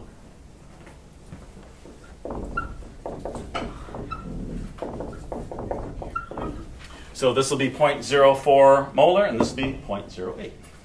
So you can, once you see that, your table, when you fill it up, it's just going to be 0.4, 0.8, 0.4, 0.4, 0.4, 0.4, 0.8, 0.4, 0.04, 0.04, 0.04, 0.08. That's it. Those are the only couple of possibilities. Make sure that's right. Okay. So I just so you'll have your whole table. I just went to experiment 2 because that's all I'm going to be covering. But you should now have the rest of them. It should be 0.4, 0.4, 0.8, 0.4, 0.04, and 0.08. Okay, so that's what I need to do. My part of it that I'm going to do. And so you should have those. So give me a chance to finish those up. But now you see the pattern. It should go pretty quickly. So when you're showing the calculations, you'll want to do out one for 6 mil for acetone and for 3 mil. And then you can just say in words, the rest of them are like that, basically. And the HCl works that way. For iodine, you want to do one for 3 mils and one for 6 mils, so I can see that you know how to do it. But when it comes to this, and you'll see this for other labs, when you're doing the same thing over and over and over, ask me if you're unsure. But for this, I definitely know that if you can find this and you can find it for 6 mils, you can find the rest of them. So just you can shortcut it, but always ask if you're unsure. Okay. Now, it's good? Yeah. Where did you get the 2.0 when you multiply by 3? That's from, these are the original, these are the stock concentrations. So this is the concentrations that were in the bottles. So you're going to you took 3 mil, so for your acetone, you took 3 mils out of the bottle, and then you put it into the flask and you diluted it. But the stuff that came out of the bottle were these. We all have the same. Everyone has the same ones. Yep. Do you need us to show our work for all of, like for the rest for experiment 3 and 4? Or is it kind of like, I don't... Well, for the iodine, you'd want to do it. So just do one for, actually, there's 4 calculations you need to show. Show it because these have the 2 concentrations that are the same. So show one for 3 mils and 6 mils, Okay. 3 mils and 6 mils, and that shows me where all your numbers came from. That'd be the best way to do it. Yeah. Certainly don't. I don't want you to be just writing up 3 pages of this. And some of the calculations we'll do down the line will be pretty involved that way. Okay. So the next thing is. Can I see the? I want to use the terminology I used here. What we're going to be doing basically, the iodine is the thing that had the color to it. So the concentration. Well, remember the rate is this.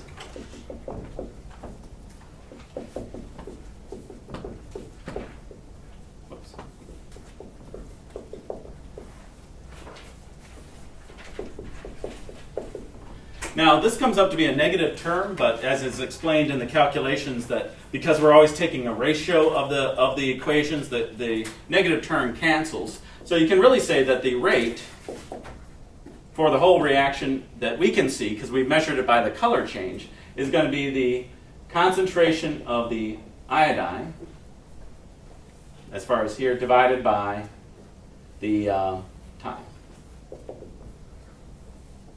So you're going to take the concentration of the iodine and divide by the seconds. And that's going to give you your rate for each of them. All right, but let me show what it says here. Yeah, I think that's, and I'll do the calculation over here. Okay, so this. All right, so I go through all the derivation here, but really what it comes down to is the rate of this reaction is the concentration of the iodine initially, because it goes from the initial to nothing. So we can just start with the initial and then divide by the time, the change in time in seconds. That's pretty horrible. Okay, so because of that, you got to make sure this is in seconds. So what you're going to do is take your concentration of iodine for the first experiment And that doesn't change. And then you're going to divide it by all of the times for your experiment here. So what this is going to be for run 1, so experiment 1, run 1, this is going to be 0.04. And for mine, how many seconds did it take? 55 seconds. And to keep, just to keep the your sig figs, you can make it, if you've gone to seconds, you can just make it 55.0. That's fine. Or you can keep your tenths place, or even hundredths if you want to. It's not going to make any difference as far as the finding A, B, and C. Okay? Okay. There we go. Thank you. Okay. So that should be it. Now we have, so for mine, so everyone has this number. Everybody uses this. Then you just take your numbers. For your first experiment, take 0.04 and divide by your times. Each time in seconds, and that's what goes here in the calculation sheet. So this is going to be 0.5. So and this is going to be a very small number, I think for most people.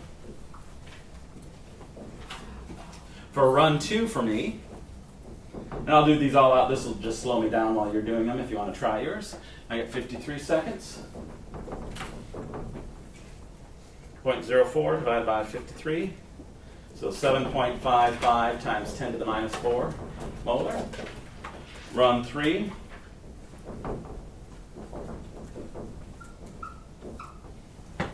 (52)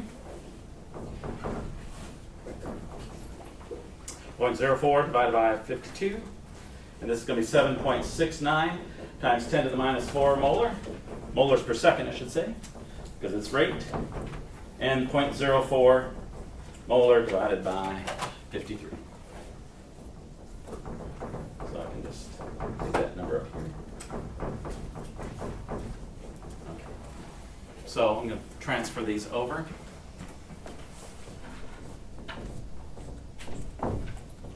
(7.27 times 10 to the minus 4 molars per second).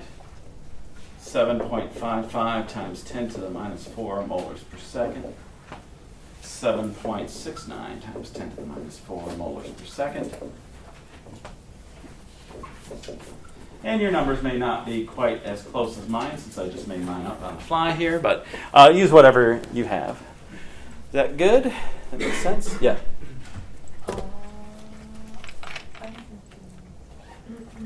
Okay, for your run 4. Yeah. I just use my time for run 4. Oh, I'm looking at run. Yeah, so make sure so just look at experiment 1. And all the runs that you did, they should have, everything I saw when people brought up their numbers, they all looked like they were around the same. Yeah. How did you get 0.0400 molar? For this initial concentration of iodine. Oh, you have to do them all for Yeah. iodine? Yes, because that's the only thing we could see. Right? That was the yellow or orange color that faded away. That was due to the iodine. So literally every one that you do is going to be. Yeah, but here, remember, the only difference here, I was going to point this out, for experiment 4, Yeah. so that one you have to divide your time into that 0.08 divided by your time. So for the first 3 experiments, you're going to use 0.04, but for your last one,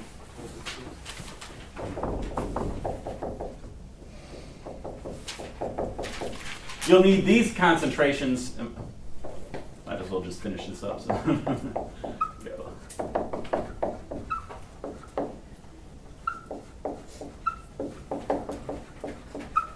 So that everyone will have those numbers. So for the last experiment, you use 6 mils of iodine, so it's 0.08. So you have to for the others, you're going to take 0.04 divided by the time. And the reason we're using we could use these others if we could see them. We followed the color change. Iodine was the color. So as it went from being that yellow-orange and then disappeared, we were watching the iodine go. So when the iodine was gone, then since the only iodine is the only one we can see, we have to use these concentrations. Okay, so is that good? Yeah. So even though it's all the same for us, it's still on the work? Yeah, I mean, you're going to have to show this stuff. No, not this work, but like Yeah. that. Yeah, so I mean, like I said, if you, since these are both 2 molar, and then this is 0.02, so if you show that you did this calculation and this one, that covers all of these. Then if you did this one and showed me that one, then it covers it. just show me enough that I know that you have those numbers. So even though I just did them out for you, so I can know that you know where they came from. Okay, so we got those numbers. Now I'm going to do experiment 2. I got to do the average. That's what I was doing. 7.27 plus 7.55 plus 6.69 plus 6.5 divided by 4. So 7.52. So this average is the one that I'm going to be using for calculations. Okay, does that make sense? Yeah. How did you get the average? Well, just added these. These are 4, just divide by 4. Yeah. Thank you. And since they're all the same power of 10, I just added up these digits here. But, all right. So what I'm going to do for experiment 2, I'm going to take 0.04 and I'm going to divide by each of these numbers. That's going to go here and then. So it's going to be 0.04 divided by 27. So I'm going to do a little bit quicker here. But afterwards, if there's something you missed, I'm just doing this run through so everybody can see. But after I get done here, I'm happy to help with anything. We got lots of time. If anyone needs to get over to the lab, we should be fine. Okay, so we have 0.04 divided by 28.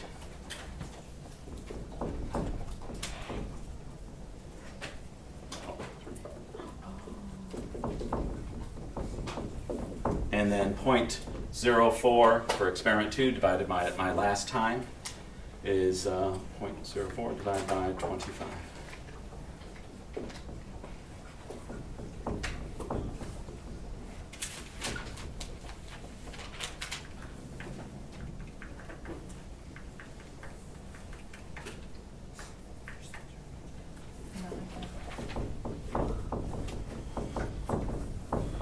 And there's the average. Okay, yeah. One question. So you're using the iodine numbers for Problem. Yeah, for the rates. We'll need these concentrations when you do the full rate law. But we'll need these because these are the only things we could see in the experiment. Okay, so these are the numbers that we're after here. So everybody got those so far? Any problems? Yeah. so the rate, the reaction rates for experiment 1 through 4 is based off of iodine. Yeah, for all of them. And the only one that changes is the experiment 4. Instead of dividing 0.04 by time, you divide 0.08 by your time.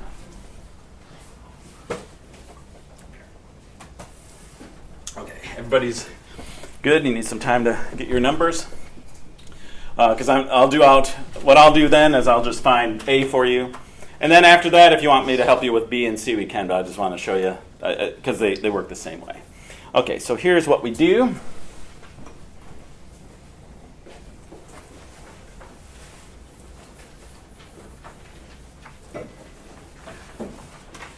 All right, so we could, let me put this over here.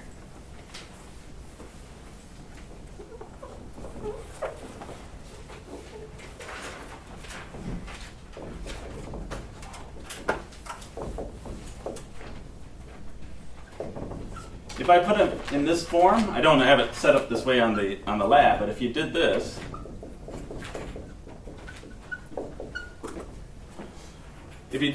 then you see that this looks just like the initial rates method table that we did in class and that you'll have on the exam. What I'll be giving you is a set of concentrations and the initial rates.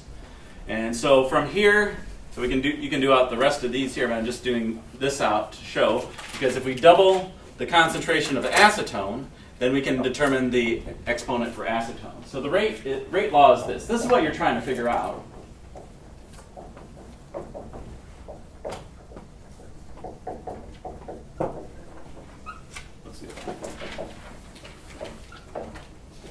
Initial rates method. You're just going to try to find A, B, and C. Now, looking at this, you can actually do it this way. I'm going to do out the math, but how much more is this than this? So like 10 times more?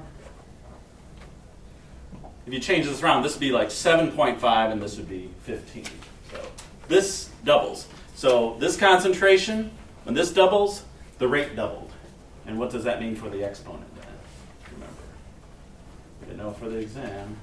If you double the concentration and the rate doubles, then the exponent is 1.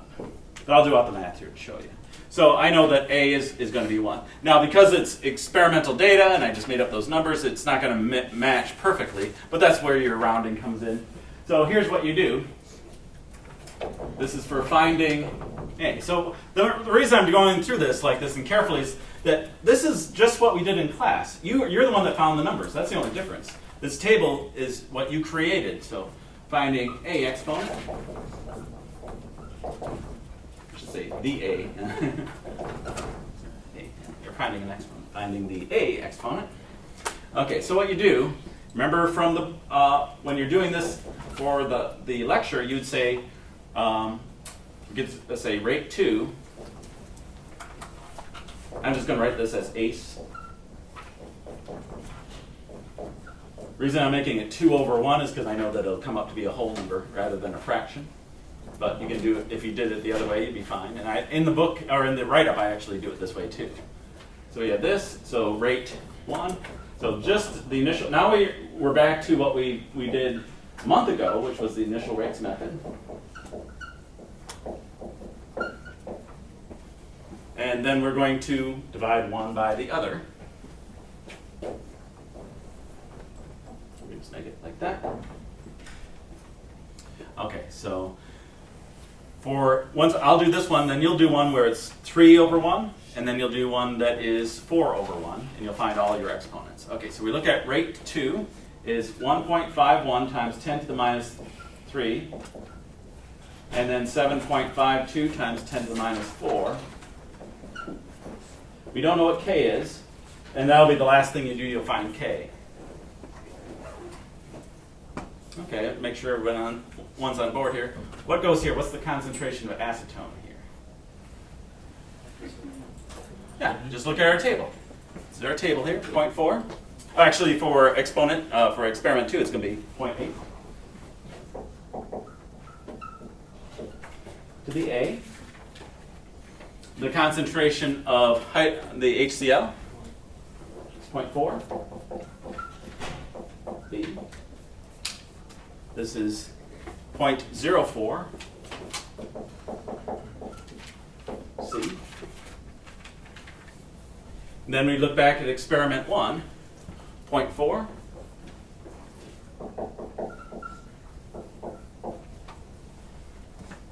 0.4. So this is the baseline one that we doubled from. Okay. Remember? So we see this cancels, k's cancel. Then we're left with this, and just now we have one variable, one unknown. So it's 1.51 times 10 to the minus 3 divided by 7.52 times 10 to the minus 4. And I get 2.01, which you may get something nice and simple like that, but you should be able to round it pretty easily. So 2.01, this is 2 to the A, so obviously A should be 1. That 2.01 really rounds to 2. So if you end up with like 2.1 or 2.2, you round down to 2. Yeah, so this is how you find it. If you have some number you're unsure of it, then you're going to have to use, have to take the log of both sides. This is how you do it. If you want to find A, you take the log of both sides. This becomes A, the log of 2. And then just find the numbers for these and solve for it. So let me just do this out, 2.01, this would be 0.3032, and this would be 0.3010. So you'd like to be able to just, so if you see that this is some power of 2, and you can say, yeah, this is, if this came out to be 4, you can say, yeah, A is 2. That's fine. You don't have to do this full thing out, but if you're unsure of the numbers, then this is what you'd have to do. So we'd have 0.3032 32 divided by 0.301. So this comes up to be. And I should mention, exponents have to be whole numbers. So don't write in, if you got this, don't write 1.007. You got to make sure that it's a whole number. Don't write in 1.9357. It's 2. So make sure your exponents are 2. Okay. How's that? Yeah. One question. How did you get the initial rate? That was from this part here.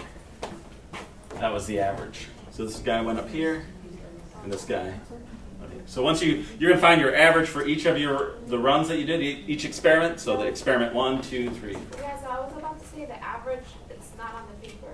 So now it turns out you know this, I thought it was for the calculations. yeah, right here, there's run 1, 2, 3, and 4. Yeah, look on calculation sheet, and then it says average. Oh, no, that's the report sheet. So go to the calculation sheet.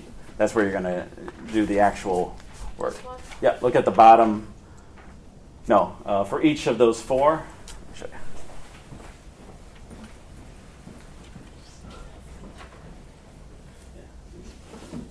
So take those and then divide by 4.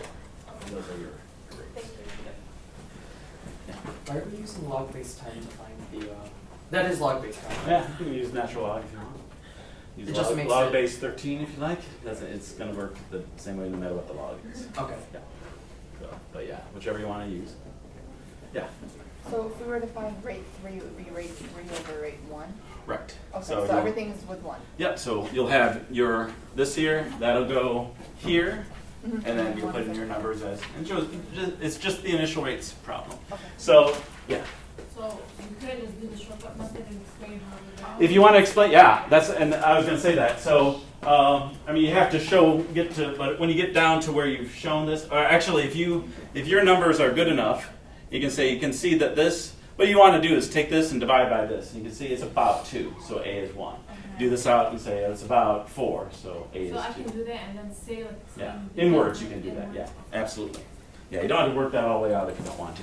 Sometimes the numbers don't look very good, so you have to put it through before you can see what you're looking at.